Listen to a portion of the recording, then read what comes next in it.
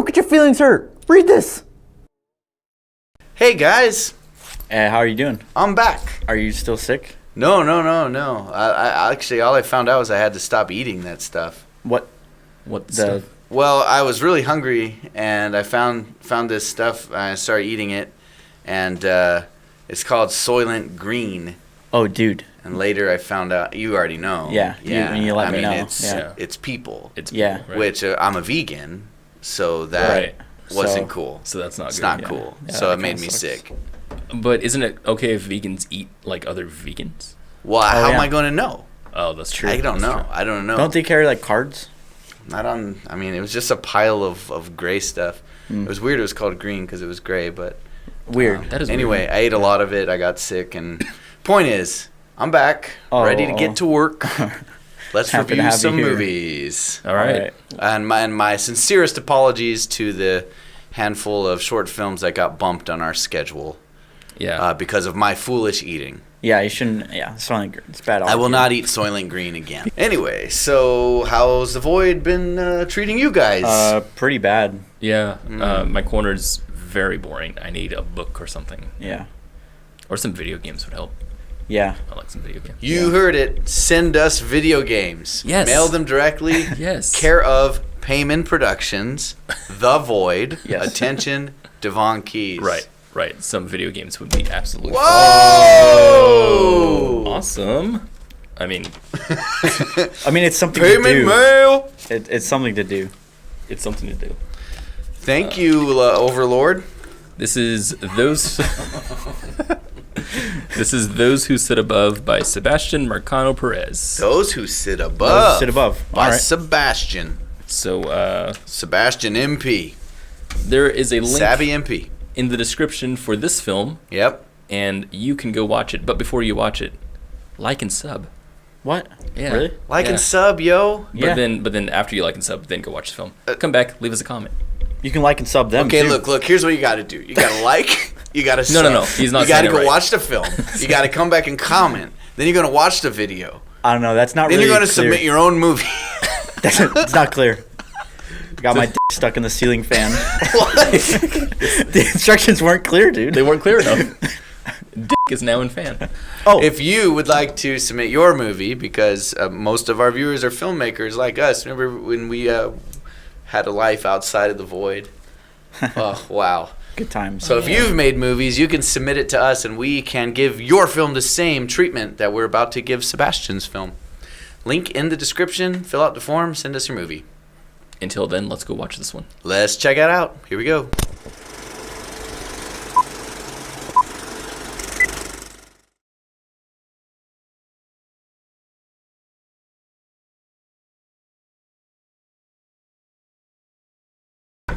We are back. Oh, all right. We are. Oh, We cool. are. Good stuff. All right. All right. So, ready to dive into, Those who sit above. yes, Those Who Sit Above, an interpretive / non-interpretive film. So let's talk about it.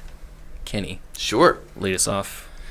So I really enjoyed this film. This is sort of the type of interpretive film I most enjoy, because there was enough there to create a context that's identifiable and that I can actually sink some of my own emotions and feelings into. I'm not just grasping, going, some more abstract films, you kind of go on a journey and go like, what am I feeling, Yeah. Some people really like that. I like having a bit more structure. There's a lot of symbolism here, but it's not symbolism we're not familiar with already. We have the water going down on the clock and a lot of other motifs that signify the idea of an impending doom or a deadline. Our main character here appears to be defending a dissertation or paper, meaning he has peers or overseers that he needs to impress by a certain time, and by all accounts he has failed and is dealing with the emotions and ramifications related to that. And those are all emotions that I think anyone who's a creative type especially, or who has been a student, would identify with, and I felt like they were all communicated rather viscerally. So I felt I felt what he wanted me to feel, I think. I would agree with you, Kenny. I liked it a lot, actually. It took a few viewings. The first time I watched it, I was just kind of left feeling like, eh. But the more times I watched it, the more I enjoyed it. Till ultimately where last time we just watched it, I was fairly invested in what was going on, and I could feel, the emotions, and I like this shot here, or the shot just before, where of the curtains. That shot's cool too, actually. But just pretty much like what you said, I like the surrealism of it. It felt kind of like classically surreal. The idea of the clocks and all that, and like burning stuff, burning and melting, kind of the water coming through the clocks, and these figures looming over him, and the park bench at night, and the teleporting away, stuff like that. I really love that. And the fact that it's a typewriter. Yeah. I liked it. Go ahead. If there's one thing that this movie is not, it's pretentious. It's not pretentious whatsoever. And that was really cool to me, that I could watch this, even though it's a very highly artistic film. A lot of people like to say that art films are very pretentious because they don't get it or whatever. But this film didn't seem to, even though I didn't seem to understand a lot of what the film was trying to portray, it felt genuine. There was nothing really that looked like it was trying to impress or trying to evoke super, super heavy. What I did not enjoy about this film, I stand alone in not particularly enjoying myself watching the film, but I have different reasons for doing so. I watched this film a total of 3 times. The first time I was mainly confused with the subject matter. I got all the visceral emotions, and I was left feeling with why. And I think the second and third, I kept trying to bring myself back and put myself into the first viewing again, kind of just trying to just let it all wash over me, to use a term that you like to use. And yeah, I get the emotions. I don't have an understanding of why anything's happening, what I should be feeling at any moment in time. And I don't know why I have to ask myself that question, but it feels like that's just the natural thing that occurs when I watch a film like this. I watch it and I'm like, okay, and that's about it. I think a film like this is meant to be experienced from the driver's seat. That you're not meant to be observing a character do things, but you're supposed to put yourself into their shoes. This is a barrage of emotions and experiences that is happening to you. That's why it can be surreal, because you interpret the world through your own. Yeah. If you want to depict something that's happening to other people, you need to show it looking real, right? Because that's how we observe other people. Sure. But when we take reality in through our own eyes and through our own filters, it could have all kinds of different layers of meaning. So for a film like this, I don't think it's about asking the question of like, what is his background? Why is he here? Why is he writing this paper? It's more of like, I'm writing a paper and I have a deadline and I got to get on the stage and be in front of these people, and they're like torching it right in front of my face. Yeah, is sort of the point. Definitely agree on that one. I think you're meant to approach a film like this a little different. And that's it for Short Film Roundup. Thanks for tuning in. Shortest episode yet. When we watch a film that has a narrative structure, I think anyone who watches the film has kind of inherent questions in their head, and they're not conscious questions. When you watch something, say like Toy Story, and you see that Andy's really excited playing with Woody, you're not asking yourself, why is he excited? You just see it and you're like, oh yeah, he's excited, he has a toy. There's subconscious questions building up, like, how long has he had the toy, or is this his favorite toy, stuff like that. And it's stuff that you get answered later on in the film, that things come together, like just you use visuals to portray certain things that happen. In a movie like this, they're using visuals to portray emotion, and I feel like that gets in the way of portraying anything else. And so when it comes to the idea that I'm asking myself these subconscious questions, they don't get answered, and it's because they're not going for that goal. They're not trying to say anything with it. Or not. They are trying to say something. They're not trying to say specific narrative things. Right. I think it's just a rearranging of priority. Yeah. Whereas with like the Toy Story situation, the exposition of the story and the characters is prioritized above. I don't know how you would put it, but in this one, the priority is feeling and emotion first. Yeah.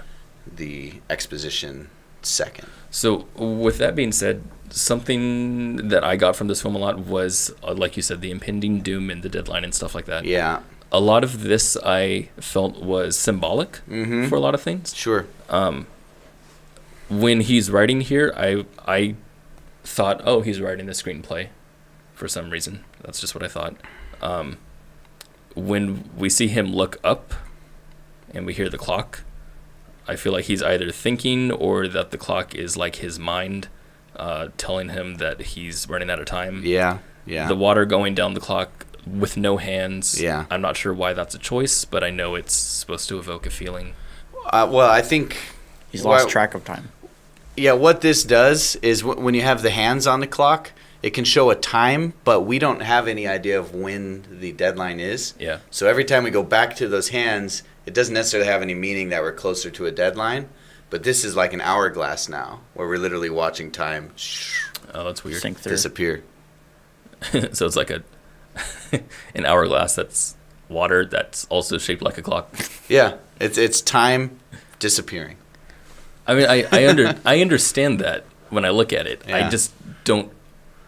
I guess because that's a visual way of representation of a clock, as opposed to an hourglass. Yeah. I guess I would have to ask why. Why would you put something like that specifically like that in your film? Obviously, that is a choice that you're doing.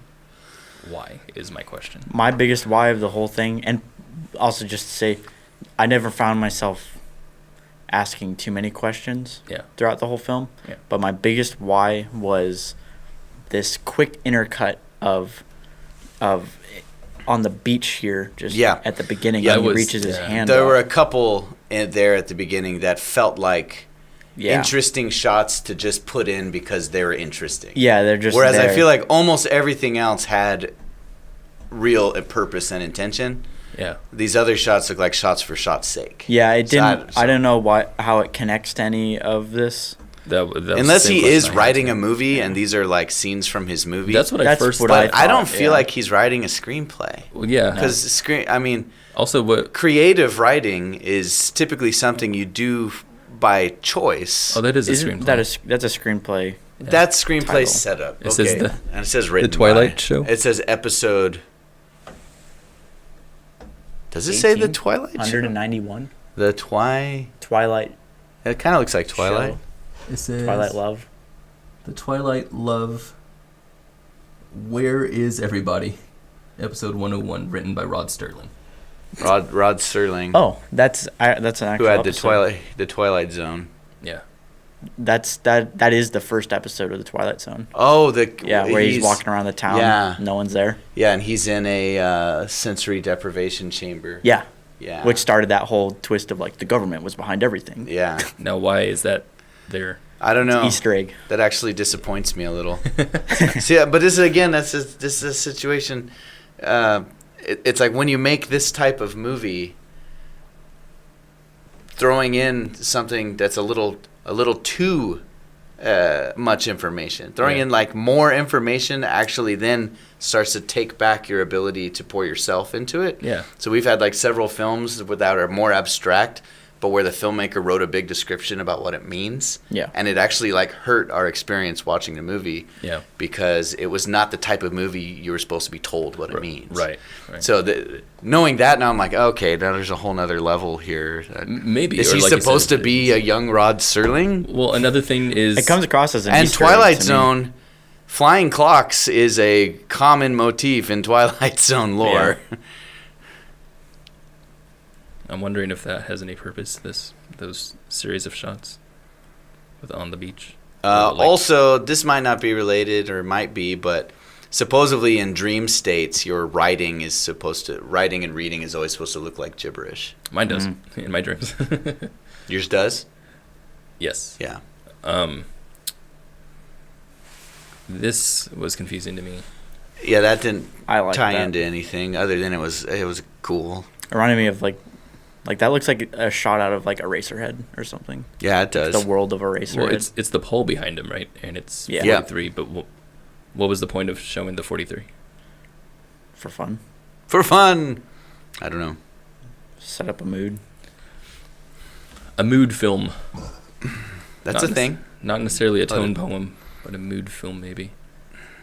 I feel like there's more going on here than I thought now.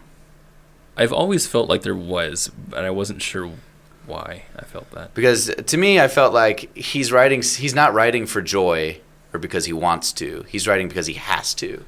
Something very important, and it has a deadline, and he's going to be judged. Right. So here's the thing with the clock runs out of water, and he starts disappearing. He ran out of time. He failed, and it's cyclical. The next contestant is up to see if they can do better. In whatever situation that he's going to these people for? Yeah. Yeah. Like, that's what you're saying. You're saying literally, right? Yeah. That he was transported to this realm. Yeah. And they judged his paper, and now it's bad. Yeah. In my mind, the way I saw this was those who sit above are the people that are in your head. That's yourself judging yourself. And him, with the paper being set on fire, was him saying, "This is trash." This is good. The writing was all gobbling. So, but then with him disappearing, that made absolutely no sense to me. Symbolically, it makes more sense if, like you said, if it's literal, if he's just transported and now he didn't write a good paper, so now he's off. That's how I always like to look at abstract films or surrealist films. I always like to look at it as very literal. Yeah. It's like, this is about a guy who literally is writing something and then literally gets transported to some other realm and is denied. Yeah. And then it's the next person in line up to see if they can Well, do better. and maybe that's it. The thing that I've found with filmmakers in the abstract realm who are very good at what they do is that you can tell right away that they know exactly what they're doing. And they follow a set of rules. It has strong intention. They're like, this film is a symbolic film. That means you can look at everything in this and look for symbolism. Or this film is a literal film. They know what they're doing, and they're not being like, this would be a cool thing to throw in there because it has, sort of a symbolic feeling to it. Right. You can see they stand out like a wart on your nose. Well, you're saying that the intent is very, very much there. Yeah, you're it saying holds that everything together. People who are see, now this is something that I think you might disagree with, is because I don't want to get into intent again because we get into a bit of a fight over that. But don't have to. But to say something, to say someone is like more seasoned or more experienced when they have more intent, or they have more intent because they're more seasoned or more experienced. No, to say that their film ends up being better.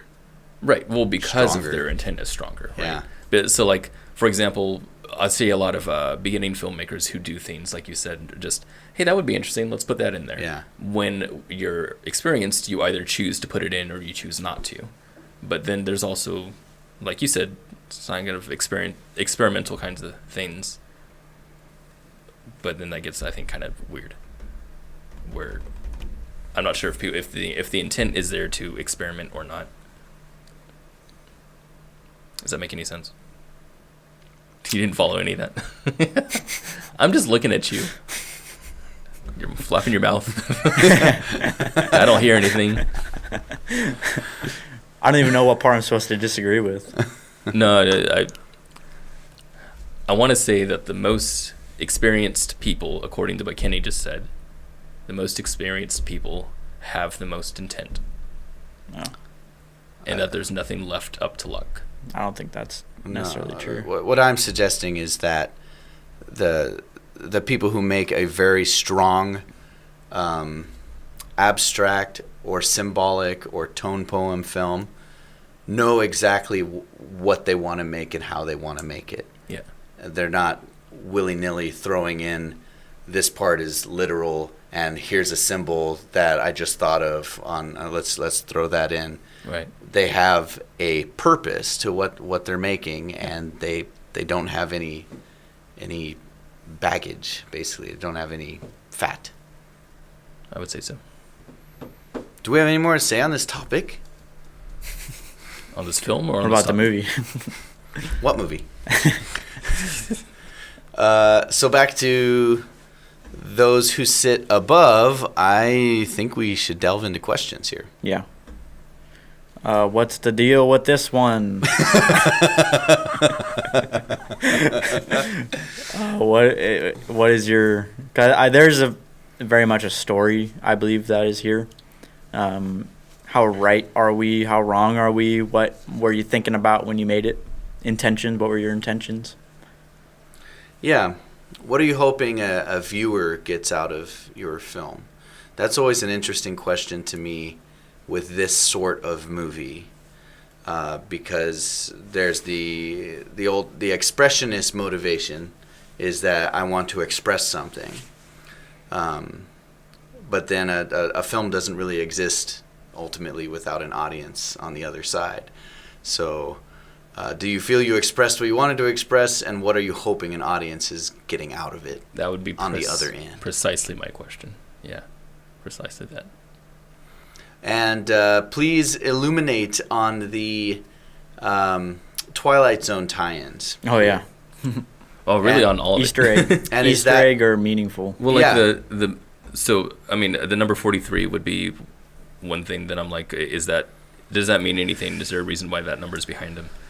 I would also ask that why are these shots cut in Yes. rhythmically? Yeah, that one I didn't understand that one. Yeah, and then the script itself. On our first watch through, I just felt like this is an extremely obvious movie. I know exactly what it's about. Now I don't know.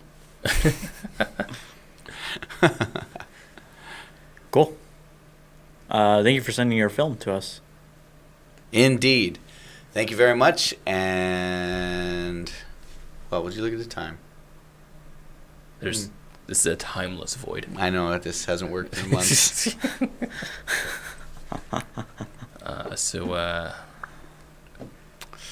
I kind of wish we had another movie to do right now. Like, because it's so boring. So at least it's something to do. Hey! You pretentious git. Hey, come on, dude. I don't want him to show up on the screen and then like pontificate. He's probably against working him. on his next movie. Oh yeah, aren't you? You said you were helping out with that. I was. I mean, what I found out was that when I was under the influence of him, he actually just went into my bank account and he took out all my money. He just took your money? Yeah. Oh, so you executive produced. Yeah. Are you gonna be in the credits at least? Probably, yeah. I really wish. I mean, like, I'm financially ruined. Do you have any use for money in the void? I guess not. I guess you can't buy McDonald's anymore. Yeah. They always give it to me for free over there. Oh, then I guess we didn't buy it in the first place.